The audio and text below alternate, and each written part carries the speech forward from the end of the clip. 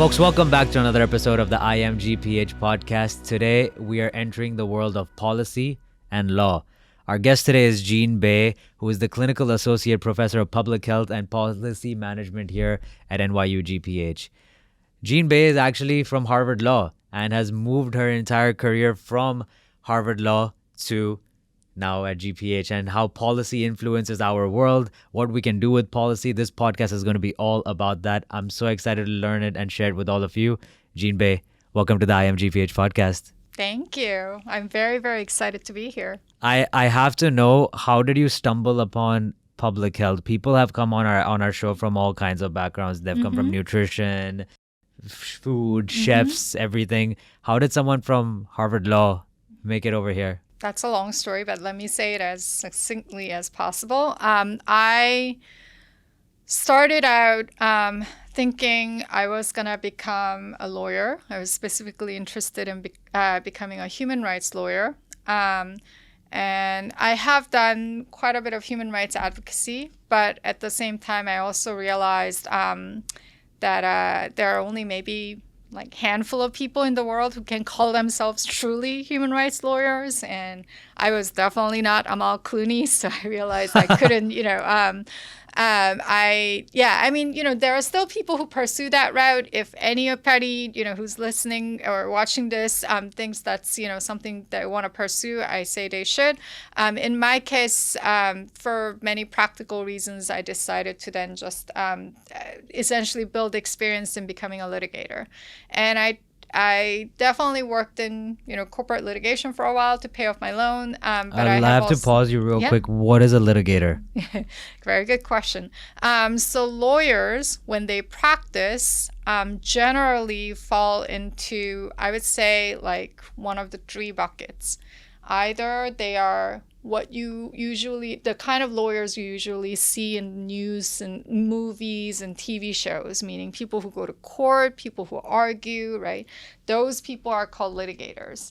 And then second category are people who are called corporate lawyers. So they're also called transactional lawyers. So they deal with, contracts and, things like that, right? They're usually on the back end, basically just making sure that business moves along. And then there are people who are more specifically specializing in certain areas and making sure that either people can comply with the law or, companies or organization can comply with the law. You might be a labor attorney, you might be an immigration attorney, etc. So in my case, I decided to become, a litigator, meaning I was going to be a court lawyer. And I have done some of that work, both in,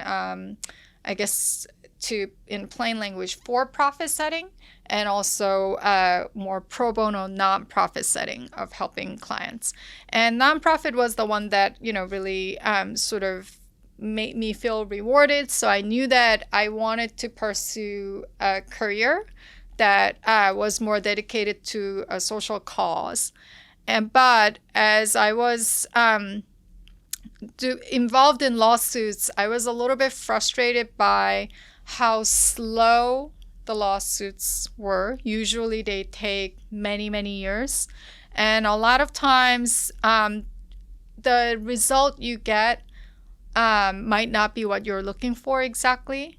And also it might not be very satisfying to the clients in the sense that you could get, monetary rewards. Maybe you could get the other side to not do certain things. But again, many, years would have passed by that point.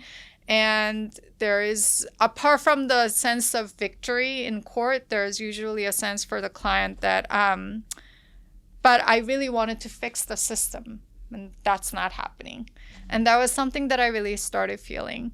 Even people who are doing what's called impact litigation, so those types of cases are a little bit different from individual clients just coming to you and saying, yes, I will represent you, whatever your case is. So a good example of impact litigation would be like if you think of ACLU or, some of these other like well-known names, they basically want to tackle a specific legal issue. So for instance, they are pro choice, anti-choice, so they want to deal with right to access abortion, under Roe v. Wade, or maybe they really care about First Amendment issues. So then you would find the right client and right case for the, basically to bring it into the court and trying to change the law.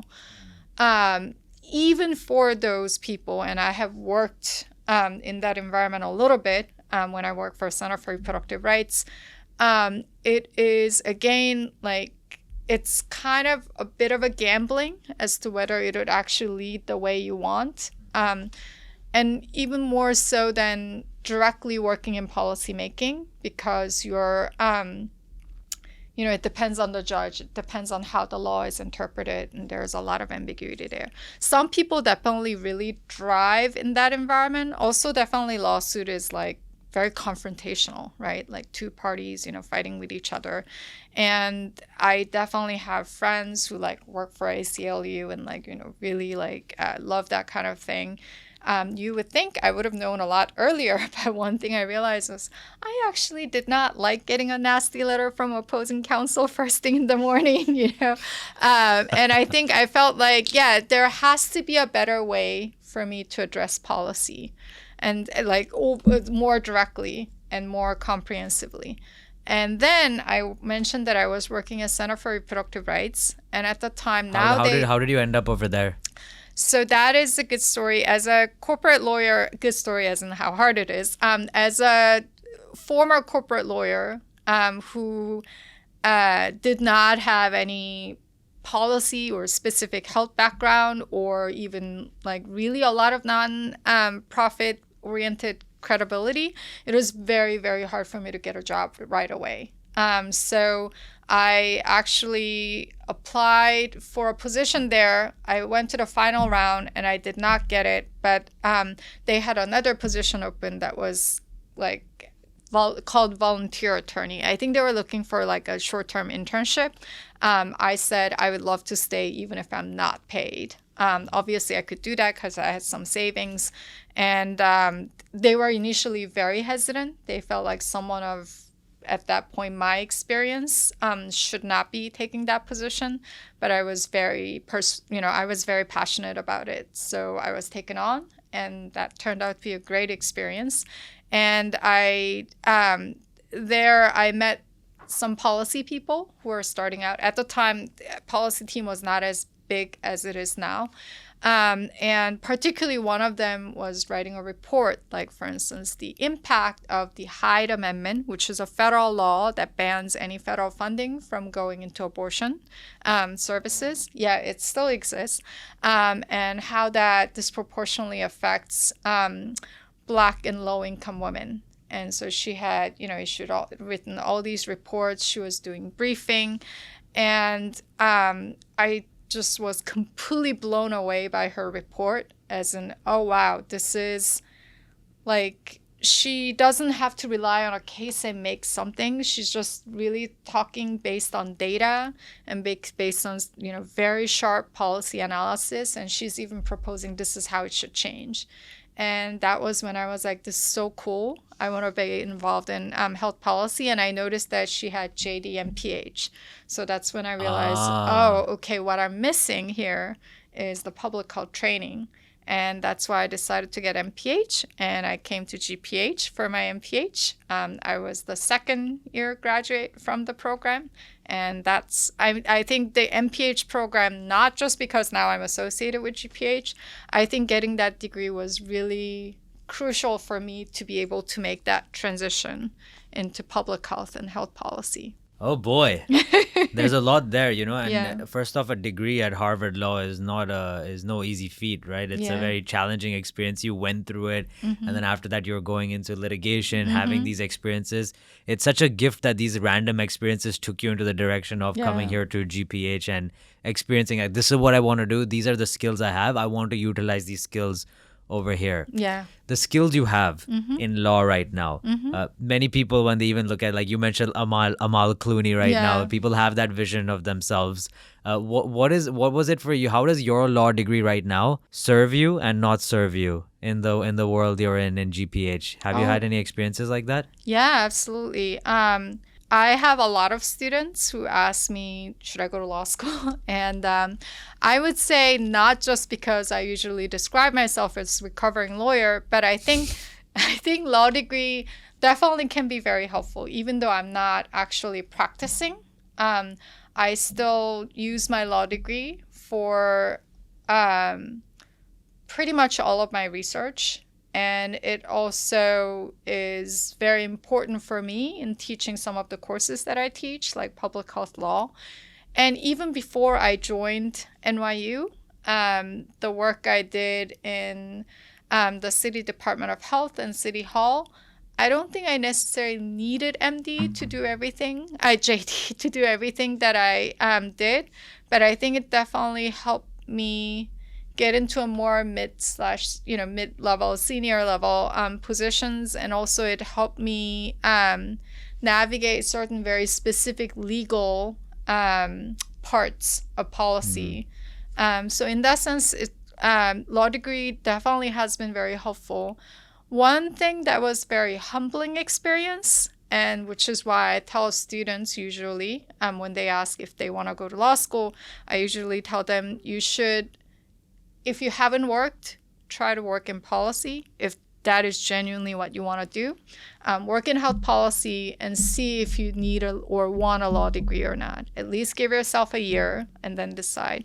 Because my experience, because I did it reverse, right? I was a lawyer first, and then I came into public health, specifically healthcare policy or public health policy. And that experience has been very humbling in that there were many people who could do what I thought was a very unique to lawyer type of sophisticated policy analysis without law degrees. In fact, many, many of them, some of them very, very young, right? And that makes sense because actually in law school, you don't, unless you specifically pursue that experience, like I'm very interested in healthcare law, like ACA, I want to, bring the policy lens in and study. It's kind of like people who go to medical school, not necessarily knowing much about public health. In law school, you don't really learn how to think about policy or even you have to really seek out to learn, for instance, how to even do research to,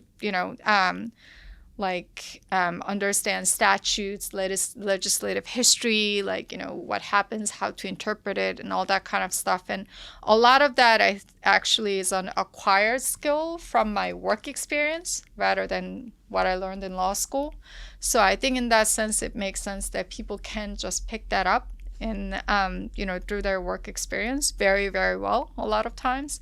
And this was the case even when I worked in the global space as well. I have done human rights work earlier in my career and continue to dabble in because I still have connections and sometimes people bring me work. And in both spaces, a lot of times I might be the only attorney.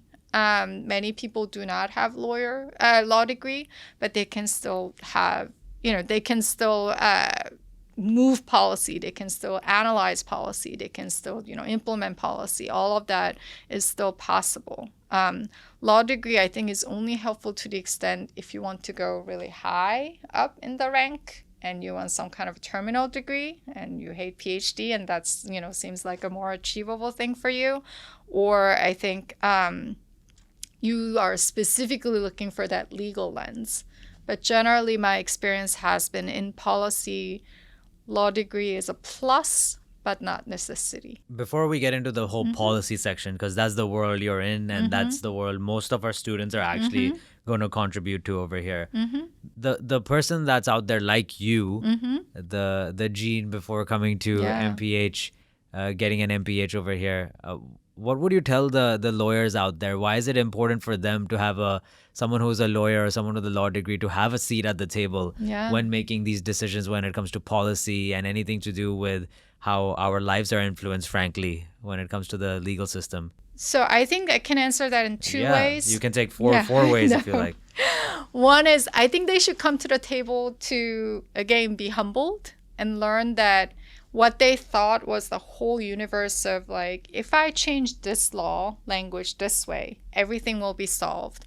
But what they don't understand is once that law is actually implemented, like for instance, let's talk about one of the research that I do is like, does DUI penalty matters, or any kind of penalty matters, right?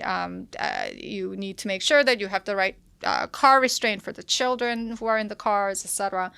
Does that matter? And lawyers care so much about how much are we, defining the fine and jail. And so the penalty law is incredibly complicated because they're giving judges all this decision-making point of, okay, are you going to put them in jail before trial or after trial? And then are you going to count the time that they were there before trial? Like all that kind of stuff. If they go to rehab, does that mean they don't have to go to jail? Like all these parts, right? But the thing is, in reality, how it actually happens a lot of times might be that people do not know about penalties. So the whole point of penalties is that people are very scared of it, and so they don't commit that offense, right? But one of the studies that we've done relating to driving under influence is that people don't know what the penalties are. And that's, for I think a lot of lawyers, they would be like, oh, wow. what have we done? And the other part also is that, when it's another part, for instance, would be that like ignition interlock was a huge thing for it spread all these different states. They felt that it was the most direct and effective way of making sure that people who are likely to drink and drive cannot drive because you have to blow, into it before you can actually start the car, right? Well, it turns out because it's so expensive and because enforcement is so hard, law enforcement officers are not going to visit every person's, house and check the cars. So it's not really being enforced well in a lot of places. So the law is there, but it's not really serving the roles. Things like that. New York City just repealed the jaywalking ban, which many people don't even know that they exist. I had no idea. Yeah, exactly, right? I mean, I jaywalked here. It's a very common thing that we do. But then, so is that a completely dead law? No, actually, a couple of years ago, an undocumented immigrant was crossing the street and the police arrested that person for jaywalking. And then the person was almost deported. It was a huge thing, right? And so again, I think understanding how the law actually works in reality is so different, and how also policymakers think about law is just one of the many tools. It's just a very small tools, partly because law is so hard to implement exactly the way you want. So, I think it's a very humbling experience, and it makes you think differently about law and how you approach it. On the flip side, obviously, for instance, when the policy people try to, for instance, create law so that, they want to make policy or change policy, on the flip side, if they don't know, for instance, how the other laws are written and how they can interact with each other, or when the language is written in some ways, it's actually very ambiguous. And, in the past, when it was written that way, for instance, it was misinterpreted and things, happened, etc. That's where, you could really use a good lawyer to think about those things. For instance, one example that I'm thinking of is a couple of years ago, I think, maybe it was actually this year, Alabama State Supreme Court had said that Alabama had a state law that said if your child has a wrongful death, meaning it's usually hospital related, etc., right? They made a medical error and then child passed away. And then parents can sue the other party. So, or it might be let's say, I talked about DUI, maybe they would file a wrongful death claim. And basically, somebody filed a lawsuit claiming that what happened was in one of the fertility clinic, the staff accidentally dropped some of the embryos, and so they were lost. And some of the parents who lost their embryos were pissed, so they filed a lawsuit. But they used that statute to say, yeah, the fertility clinic, should have to pay. And the state Supreme Court said, yes, this statute applies because under Alabama state constitution, we believe that life starts, from the conception. And it was a total disaster, regardless of where you stand on life choice issues, because then fertility clinics all said we can't work, we can't do anything anymore because the liability is just so huge. That kind of risk always exists, right? And that's a good example of, I guess it could work both ways. Maybe lawyer didn't think about the whole policy environment, how it could be misinterpreted, but also you can make a case that maybe, somebody who's a really good lawyer should have thought about how to write it more clearly. For instance, definition of, wrongful, you could write a clause saying wrongful death claims should not apply in the case of, and that's basically what happened. The state legislature passed, law or another law basically giving immunity to fertility clinics in the case of wrongful death claims. Before I get into policy again, I know I said that in the previous question. How does someone now let's ask the people that don't have a law degree. This comes from them. How do they educate themselves about the law more? In the past 5 minutes, you've told me three random laws that I didn't even know about that they existed, and I'm freaking out if I even step out onto the streets right now. I mean, that's the fascinating part about law is it's always in our background, right? Most people don't think about law. Most people never set their foot into the court. But there's a moment where it gets activated and suddenly you are, part of that system, usually not in a pleasant way.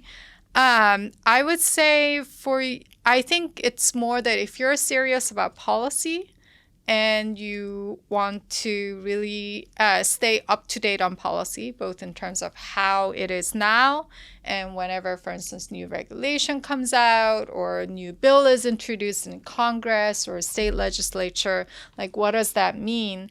I think the more you get into policy and become nerdy and very wonky about it, the more likely you will just naturally start picking up law. Because those texts are usually in legal format, right? They're regulation, they're statute, and they're bills. And so I think that's usually, you usually start out with somebody else's summary, even textbook, right? Or even like someone like me's slide. But if you want to know more, because what they described is just a very short snapshot and bullet points, like any field that you really want to become an expert in, you will start going further into, well, I want to learn more. And then you might start reading, I don't know, God forbid, like long Medicaid state waiver documents or whatever it is. And then it'll mention these statutes and that statutes, and then you'll start actually looking it up. And I think that's the most natural way of getting into law. Another way that you would sort of have some exposure to law and then figure out whether that's something that you're interested in or not is there are many nonprofits, policy institutes, etc., that even government agency teams that are working on policy. I think the more they're likely working on hard policy, as in they're actually trying to change what's written, trying to change the overall framework, right?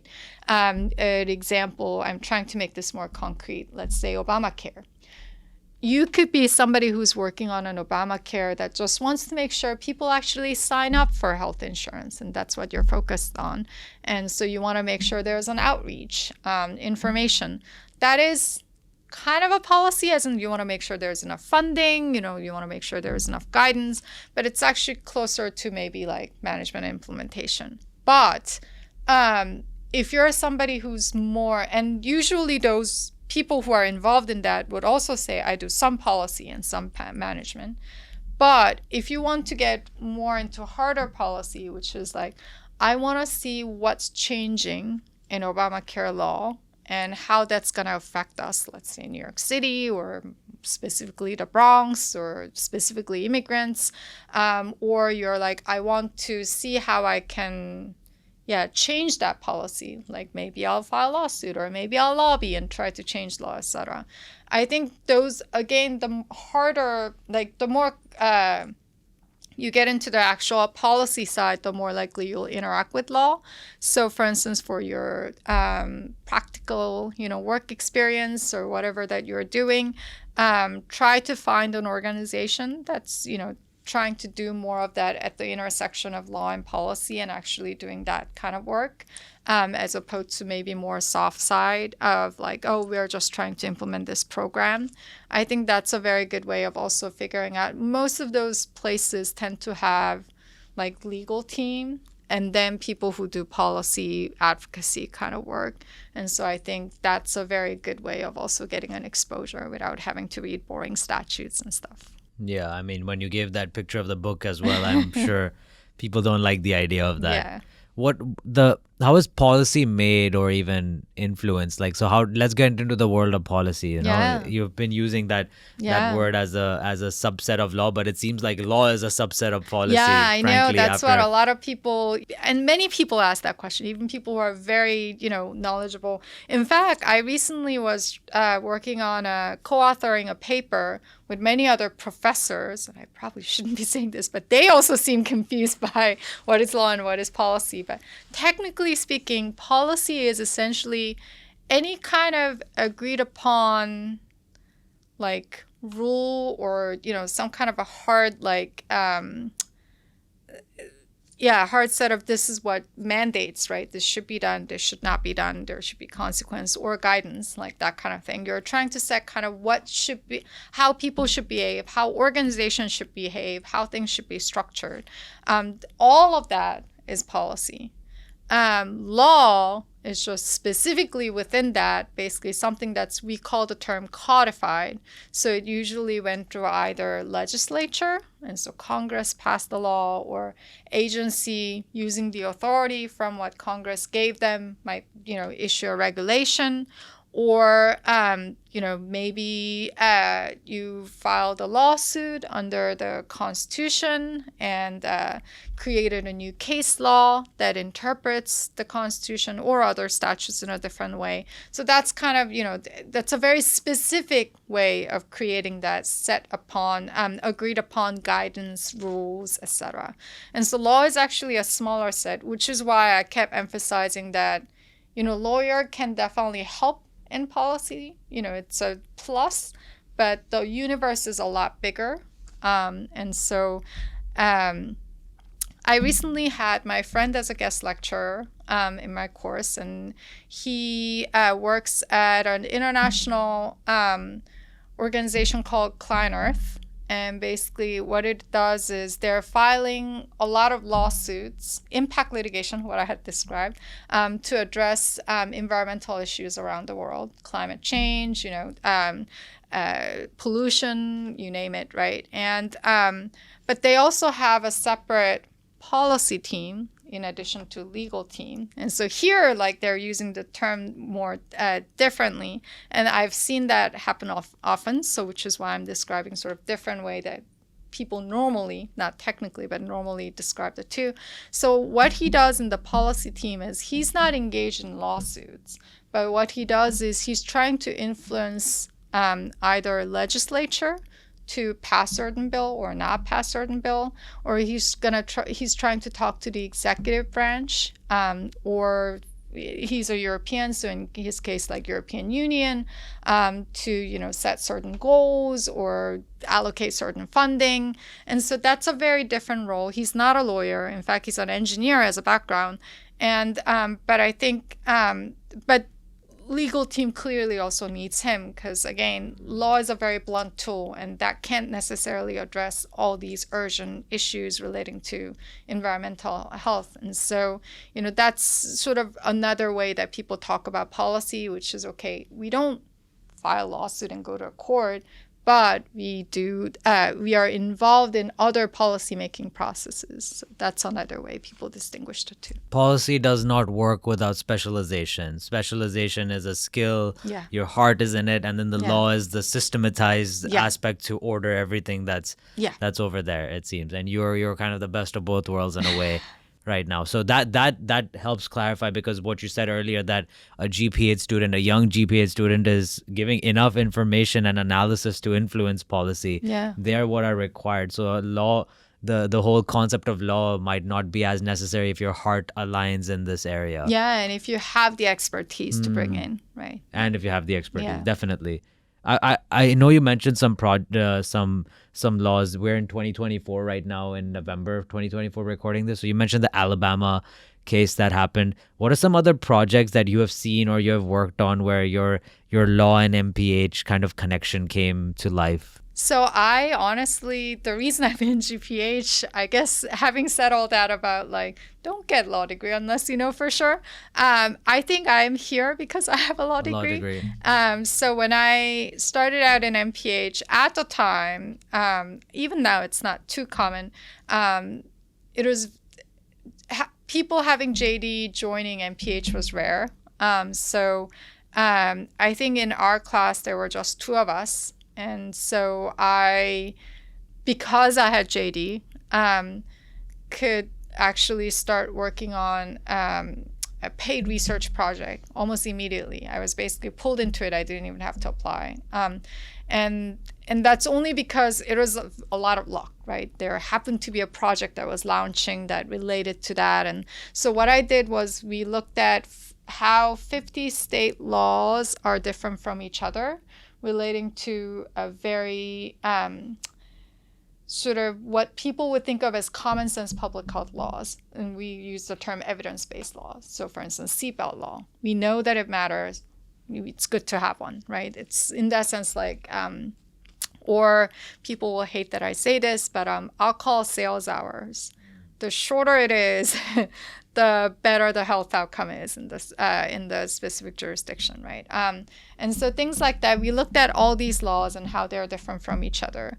And then we looked at the health outcome and see basically what the correlation was. And we were also trying to look at how does policy actually diffuse into different localities and states. That was another thing that we were looking at, and that they definitely needed a lawyer because somebody needed to do the statutory research, legislative history research.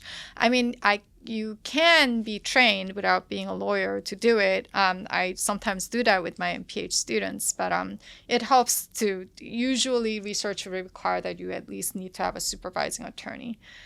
So yeah, that was, how my first research started. And then right now, some of the research work that I'm doing is, for instance, firearm research. So I look at how 50 state laws are different, relating to making sure that people who are either currently drunk or people who have alcohol misuse history, how they're regulated in their access to firearm, right? So for instance, if they're super drunk and have, guns, can police take the gun away? The issue of, the whole, the meaning of police and all of that aside, just enforcement wise, right? If you apply for a gun license and you have been to rehab multiple times, can you get a gun license or not, right? And so those are those sort of laws that we are looking at in 50 states. And again, sort of we are trying to see how the laws are, first of all, different from each other in different states. This is not something, theoretically speaking, purely evidence-wise, there should not be difference in law, but obviously there are political differences in states. Also, what's important to people, right? Do people in states drive a lot? Is this something they really rely on? All of that. And so, that's one of the research that I'm doing. Obviously, law degree is very helpful there. And then another thing is that I'm working on is abortion laws in 50 states. So we have compiled this massive legal database of how abortion laws have changed starting 2000 all the way up to now, which means the point when Roe v. Wade was overturned and we no longer have constitutionally protected right to access abortion, is covered in that period. And we see the laws change, basically after that point and all of that, right? And many other organizations have done this. I think even New York Times has a tracker, but what's different with our database is we looked at not just whether the law exists or not, but looking at, okay, like this law exists, but what actually matters? So for instance, evidence has shown that showing pregnant people, like mandating pregnant people to have to see ultrasound or listen to the heartbeat before the procedure, we don't really see evidence that it seems to essentially delay, or it might delay, but it deter or prevent people from accessing abortion.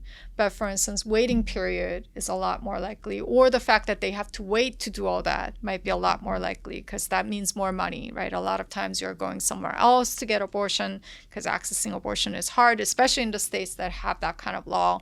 And so if you have to stay extra night, that's additional money you might not be able to afford. Maybe you can't take the time off.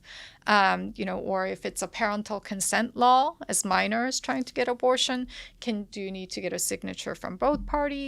Can you get it from your grandparent? Those things can matter. So we look at sort of how those are different from each other. And then again, sort of trying to see, how that also works with the health outcomes. And so those are some of the very cool things that I feel very fortunate to be involved in because of my law degree. And there are many people who do this kind of work. The process of doing the research is probably one of the most tedious. Like you're going through, statutes of every state, and then you have legislative history. Tracking is one of the most arduous work that you could be doing. A lot of times the expensive legal database that you use to pull the legislative history doesn't cover far back enough. Then you are literally going through like not even OCR, PDF of the session books from legislature, which and then trying to see if you find the right one.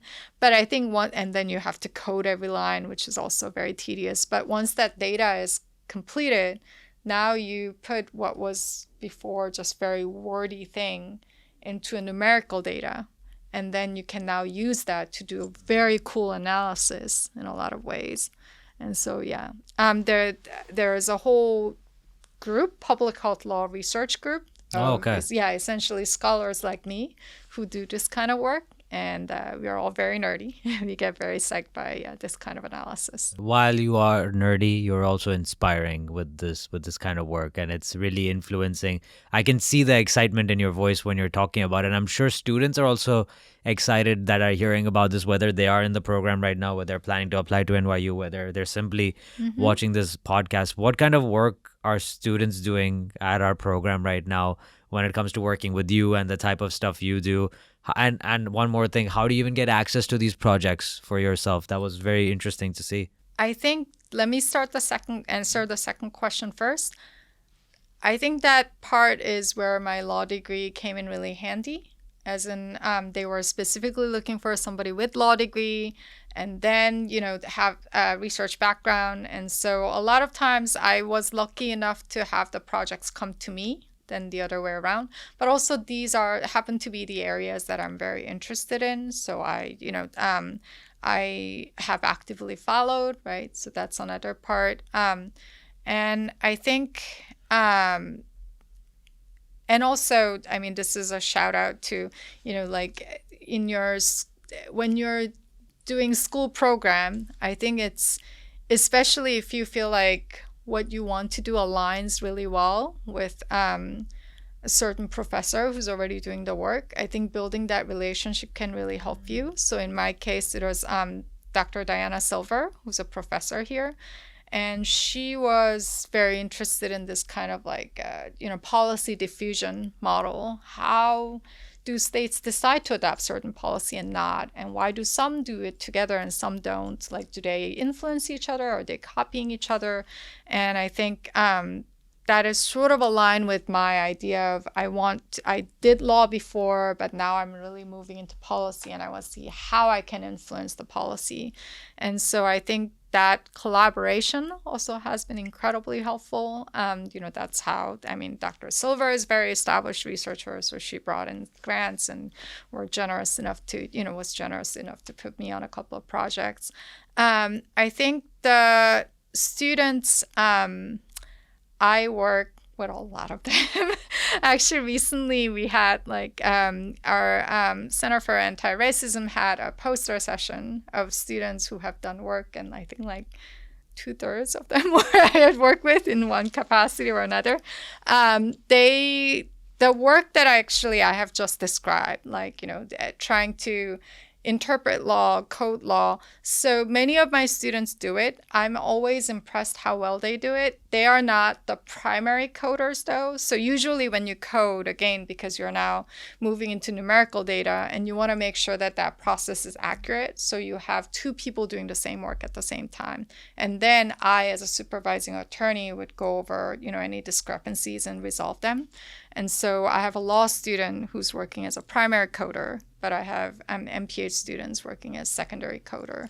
And I just have been really impressed how excited they were. I thought it would be very boring, but they already were kind of ahead of themselves. And can I use what I coded to actually see if I can do the analysis, and see there's any, what factors influence the legislative, lawmaking. And so, yeah, that's been really great. And then, but that's not the only thing I do. I have some other students who are doing different types of policy work. Some of them have done literature review for me too, because a lot of my work is about what is an evidence-based law, meaning evidence actually supports that this is a, good public health law and what is not.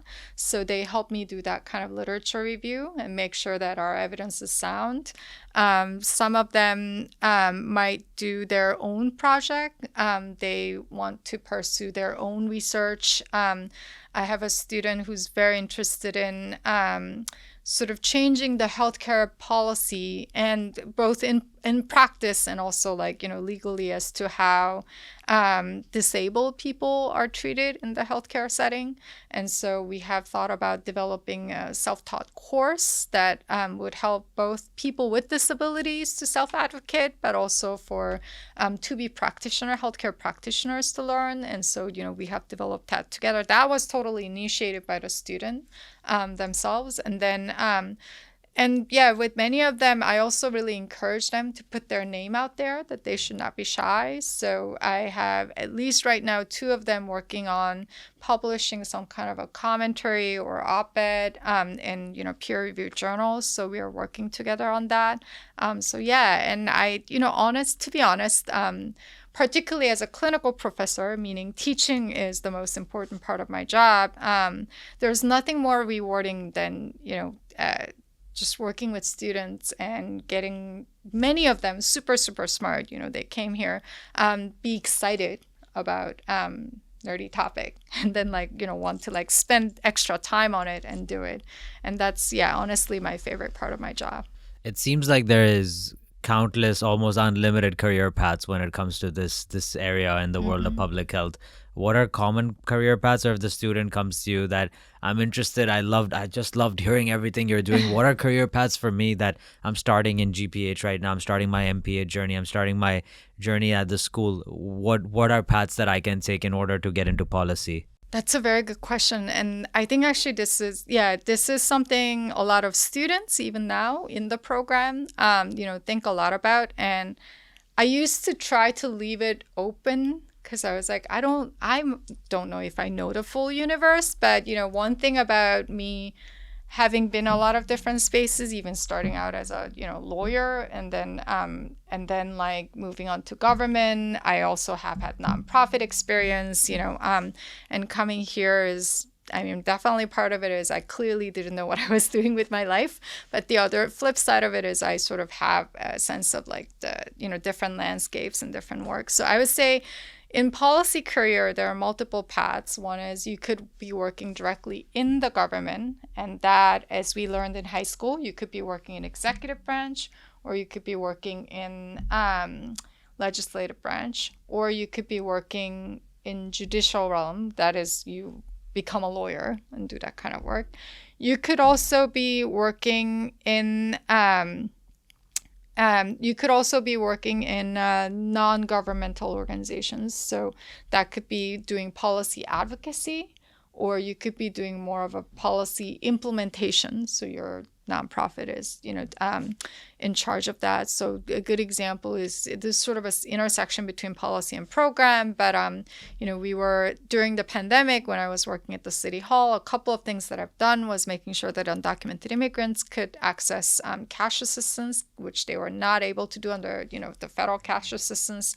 And we had some big foundations that donated money to us. And then we work with the nonprofits to, come up with like eligibility criteria. And they actually like went out to the community and distributed the money.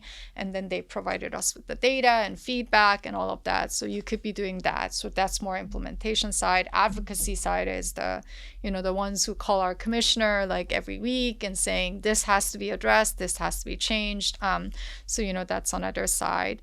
You could also be doing a lobbying work. I know that gets very dirty, reputation, but not always, right? For instance, there are some lobbying groups that are actually working for what we consider to be more public cause, like Families USA represents patients, or National Immigration Law Center represents immigrants, rights. And even like, for instance, I have a friend who, like me, is a recovering lawyer, and he works for American Psychiatrists Association as a lobbyist, and he actually genuinely enjoys his job. So, it's that's another possibility. You could be working in think tank. I always tell people that politicians always steal ideas. It's never theirs. And so think tanks are usually the ones that it's a kind of like an idea factory. You produce them and hope that they get picked up. Or you could even go to like consulting, more, for profit. Maybe you go into a compliance policy team, within, for instance, healthcare setting like hospital, which many of our students do actually. Or you could go into, pharma, some of our students do, or, other places like insurance companies, which also some of our students do. So there are many different paths. I think having some of these ideas of, okay, these are sort of the big buckets, which ones seem to suit my personality better. And what excites me is, I think, very important. Even for current students, many of them feel very, at a loss as to how to start looking for internship and jobs. And I usually tell them, like, step back before you go to Indeed.com and, type in healthcare policy. Think about, like, what excites me, something that's more broader. So, like, try to bring it down. Okay, maybe what I'm excited is reproductive health, and also immigrant access, which is, where I am, or, gun violence. Okay, who are the key players and how are they different from each other depending on, are they government, nonprofit, etc.? Who seems more interesting? And I also tell them to talk to a lot of people to figure out, like, do they like their jobs even? And like, what do they recommend? I think, honestly, that's as important as, even though I shouldn't be saying this, doing well in class. Especially at the master's level. So yeah, that would be sort of different career paths that are out there and what you can do to figure out which path you should go. Know yourself and specialize in that area. I love it. You have given us numerous insights, and in fact, it's very inspiring to see how your journey has got you here, and we're very lucky to have you in the world of public health. Thank you. That's Jean Bae for you, everyone. All the links in the description. If you see Jean on campus, say hello. Please say hello. I'm not scary. Thanks for being on the episode. Thank you. Take care, everyone. We'll see you in the next one.